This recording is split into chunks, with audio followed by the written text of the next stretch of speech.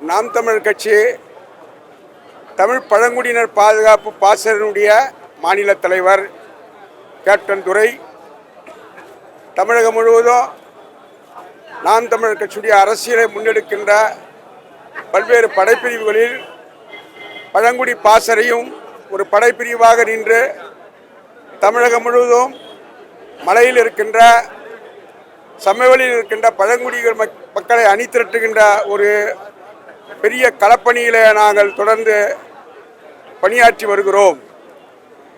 இந்த பின்னணியில் சமீபத்தில் பாராளுமன்றத்தில் நம்முடைய விடுதலை சிறுத்தை கட்சியுடைய தலைவர் எழுச்சி தமிழர் அவர்கள் திருமா அவர்கள் பழங்குடி மக்களுக்கு எதிரான கருத்தை முன்வைத்திருக்கிறது என்பது வருத்தக்கூடிய விஷயமாக நாம் பார்க்கிறோம். அதில் அவர் வைத்திருக்கிற மிக முக்கியமான விஷயம் 16 கம்யூனிட்டிகளை பட்டியல் சாதியிலிருந்து வெளியேற்றப்பட வேண்டும் என்று அவர்களை நாடோடி பழங்குடிகளாக கொண்டு செல்ல வேண்டும் என்பதை கருத்தை அங்கே முன்வைத்திருக்கிறார். இது முற்றிலும் தவறானது. அந்த மக்கள் ஒரு பழங்குடி பட்டியலில் சேர்க்கப்பட வேண்டும் என்று சொன்னால் அவர் வைக்க வேண்டிய கோரிக்கை என்பது பாராளுமன்றத்தில் அல்ல, அவர் வைக்க வேண்டிய கோரிக்கை என்பது தமிழகத்தில் அந்த கோரிக்கையை வைத்திருக்க வேண்டும்.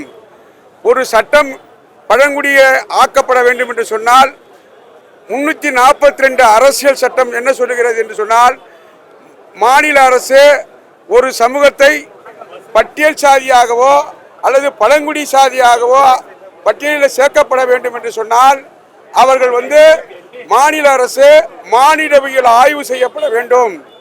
அதன் பிறகு மாநில அரசு பரிந்துரை செய்யப்பட வேண்டும். பிறகு மத்திய அரசாங்கம் அதில் கணக்கில் எடுத்த சட்டமாக்கப்பட வேண்டும் என்பது 342 அரசு சட்டம் சொல்கிறது. ஆக இவர் வைத்திருக்கின்ற அங்கே நேரடியாக பாராளுமன்றத்தில் அவர் போய் திட்டமிட்டு அங்கே அந்த கோரிக்கையை வைத்திருப்பது அந்த 16 சமூகங்கள் சொல்லுகின்ற போது வாயில் நுழையாத சமூகங்கள் 13 சமூகங்கள். அதில் மிக முக்கியமான சமூகம் தொல்குடியாக இருக்கின்ற குறவர்குடி, இந்த தமிழினத்துடைய ஆதிகுடி, இந்த தமிழினத்தினுடைய பூர்வகுடியாக இருக்கின்ற குறவர்குடியையும் இணைத்து அவர் வைத்திருப்பது என்பது மிகவும் தவறானது.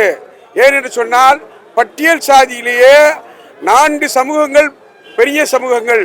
முதல் சமூகம் பறையர் சமூகம் என்று சொன்னால், 2வது சமூகம் பல்லர், 3வது அருந்ததியர், 4வது சமூகம் என்பது குறவர் சமூகம். அந்த குறவன் சமூகம் என்பது பட்டியலில் 36வது சீரியல் எண்ணில் இருக்கிறது. இவர் அதை அகற்ற வேண்டும் என்ற நோக்கத்தாக சொல்லுகிறார். அதில் அகற்ற வேண்டிய நோக்கத்துக்கு சொல்வதன் அவசியம் என்னவென்று சொன்னால், கடந்த காலத்தில் இந்த குறவர் குடிகள் எழுச்சி தமிழோடு கைகோர்த்து 13 ஆண்டுகள் பயணம் செய்தோம். கேப்டன் துரை, இன்றைக்கு நான் இருக்கிற என்னுடைய தலைமையில் 13 ஆண்டுகள் எழுச்சி தமிழரோட விடுதலை சிறுத்தை கட்சியில் கொள்கை ஏந்தி சிதம்பரம் பாராளுமன்ற தேர்தலில் வெற்றி பெற வைக்கிற அளவுக்கு 1329 வாக்குகள் வெற்றி பெற்றிருக்கிறார்கள் என்று சொன்னால் அதில் குறவர் குடிகளுடைய துணையோடு வெற்றி பெற்றிருக்கிறார். அதற்கு பிறகு இவர் வெற்றி பெற்ற பிறகு குறவர் குடி மக்களை அவர் ஏறெடுத்து பார்க்கப்படவில்லை. அது மட்டுமல்லாமல் பாராளுமன்றத்துக்கு சென்று குறவர் குடிக்கு பழங்குடி பட்டியலில் சேர்ப்பதற்கான அந்த முயற்சிகளை செய்யாமல் வடநாட்டிலிருந்து வந்திருக்கின்ற வாகிரி மொழி பேசுகின்ற அந்த நரிக்காரர்கள் குருவிக்காரர்களோடு குறவர் குடியும் சேர்த்து பழங்குடி பட்டியலில் சேர்க்க வேண்டும் என்ற அந்த தமிழினத்தினுடைய அடையாளத்தை சிதைப்பதற்கான அந்த முயற்சியில் எழுச்சி தமிழர் பேசி குறவர் குடியையும் நரிக்குறவரையும் இணைத்து நரிக்குறவர் என்ற பெயரில் சட்டமாக்குவதற்கு குரல் கொடுத்ததன் விளைவாக நாங்கள் அதிலிருந்து வெளியேறி குறவர் குடிகள் ஒட்டுமொத்தமாக கேப்டன் துரை தலைமையில் 13 ஆண்டுகளை வேலை செய்திருந்த அவருக்கு வெளியிலே நாங்கள் வந்துட்டோம். இன்றைக்கு நாம் தமிழ் கட்சியுடைய அரசியலை நாங்கள் முன்னெடுக்கின்ற போது அவர் நாம் தமிழ் கட்சி அரசியலுக்கு எதிர்ப்பாக தான் இந்த கருத்தை முன்வைக்கிறார். எப்படி சொன்னால் 1000 பேர் தான் அங்கே இருக்கிறான். அவர் சொன்ன பாராளுமன்றத்தில் பேசுகிறது குறவர் குடிகளை எத்தனை பேர் ஒரு மைக்ரோஸ்கோப்பில் பார்க்குற அளவுக்கு ஒரு 1000 பேர் தான் இருக்கிறான். இந்த 1000 பேர் வச்சுக்கிட்டு நீங்கள் வெற்றி பெற முடியாது அப்படின்னு நாம் தமிழர் கட்சிக்கு ஒரு வேண்டுகோள் வைக்கிற மாதிரி உள்ளர்த்தமாக குறவர் குடிகள் ஒரு பெரிய மக்கள் தொகை அல்ல அப்படி என்று சொல்வதற்காக அவர் சொல்லியிருக்கிறார். தமிழகம் முழுவதும் வட மாநிலங்கள்ல வட மாவட்டங்கள்ல பல்வேறு பகுதிகள் தொகுதிகளில் தீர்மானிக்கிற சக்தி இந்த மக்கள்.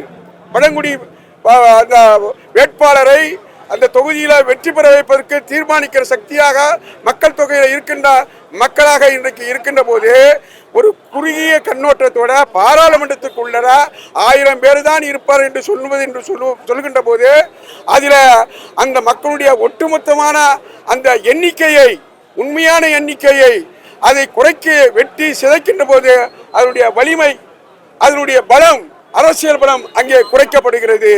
அந்த நோக்கத்திற்காகவே அது இங்கே நாம் தமிழர் கட்சிக்கு நீங்க அங்க போயிருந்தா கூட அது பிரயோஜனம் இல்லை என்பதற்காக அவர் அந்த கருத்தை அங்க முன்வைத்திருக்க வேண்டிய அவசியம் இல்லை.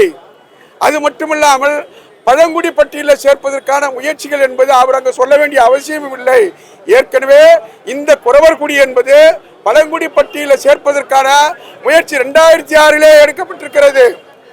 மாநில அரசு மானுடிகள் ஆய்வு செய்யப்பட்டு மத்திய அரசுக்கு பழங்குடி பட்டியல அன்றைக்கு பரிந்துரை செய்யப்பட்டிருக்கிறது.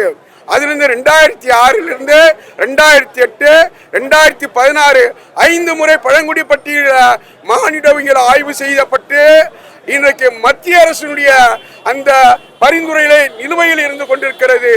உண்மையிலே அவருக்கு எண்ணம் இருந்திருந்தால் இன்றைக்கு ஸ்டாலின் அவர்கள் திமுக அரசிடம் நேரடியாக பேசி இவர்களை பழங்குடி பட்டியலில் 5 முறை மானிடவியல் ஆய்வு செய்யப்பட்டிருக்கிறது, நீங்கள் ஏன் பழங்குடி பட்டியலில் சேர்க்கவில்லை, அது உடனடியாக செய்யுங்கள் என்று சொல்லியிருக்கலாம். ஆனால் அதை அவர் முற்றிலும் நிராகரித்து விட்டு அங்கே போய் ஒரு கருத்தை அங்கே வைத்திருக்கிறார் என்று சொன்னால் இந்த பழங்குடி பட்டியலில் செல்வதற்கான குறவர் குடிகளை அந்த கோரிக்கையை அந்த போராட்டத்தை நீர்த்து போகிற வகையில் இவருடைய அந்த பாராளுமன்ற பேச்சு அமைந்திருக்கிறது. அவர் என்ன அங்க போய் நான் மானிடவியல் ஆய்வு செய்திருக்கிறேன் அவர் சொல்றாரு. அவர் அரசியல் திருமாவர்கள் பாராளுமன்றத்தில் பேசுகின்ற போது மானுடியல் ஆய்வின் அடிப்படையில் ஆந்த்ரோபொலஜிக்கலா இவர்கள் நாடோடி பழங்குடியின் என்பது புதுசா ஒரு கருத்தை வைக்கிறாரு. இவர் எப்போ மானுடியல் ஆய்வாளராக மாறினார்னு தெரியல. அரசியல் பெரிய இயக்கத்தினுடைய சிந்தனையாளர் நாங்கள் ஒத்துக்கொள்கிறோம். ஒரு பட்டியல் சமூகத்தினுடைய போராளி என்பதை ஒத்துக்கொள்கிறோம். அதே சமயத்தில் ஒரு சிந்தனைவாதி வரலாற்று ரீதியாக பேசுகிற ஒரு அம்பேத்கர் ஒத்துக்கிறோம்.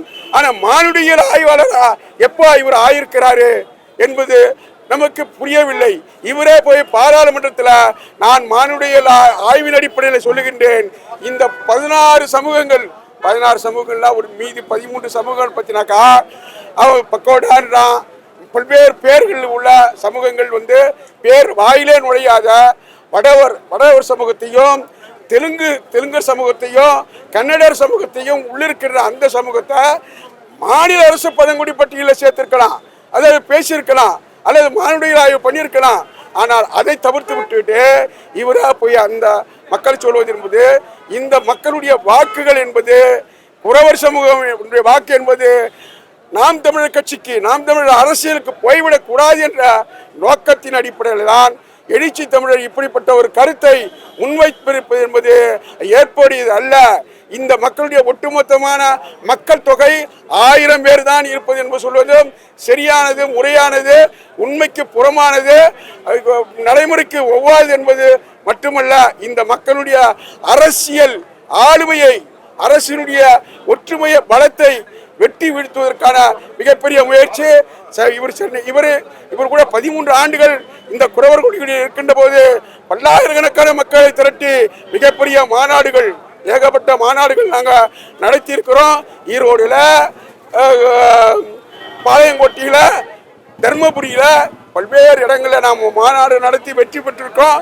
அதில் எவ்வளோ பல்லாயிரக்கணக்கான மக்கள் திரண்டு இருக்கு அவருக்கு தெரியும்.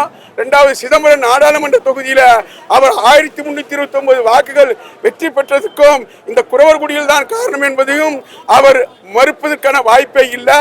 ஏனென்று சொன்னால் அந்த 1329 வாக்குகள் பழங்குடி அந்த மக்களை ஒன்று திரட்டுவதற்கான வாக்குகளை சேகரிப்பதற்கு பழங்குடியினர் விடுதலை இயக்கம் என்ற அமைப்புக்கு நான் அன்றைக்கு தலைவராக இருந்து அந்த வாக்குகள் எல்லாம் சேர்த்து ஒரு 10,000 வாக்குகளாவது நான் கொண்டு வந்திருப்பேன்.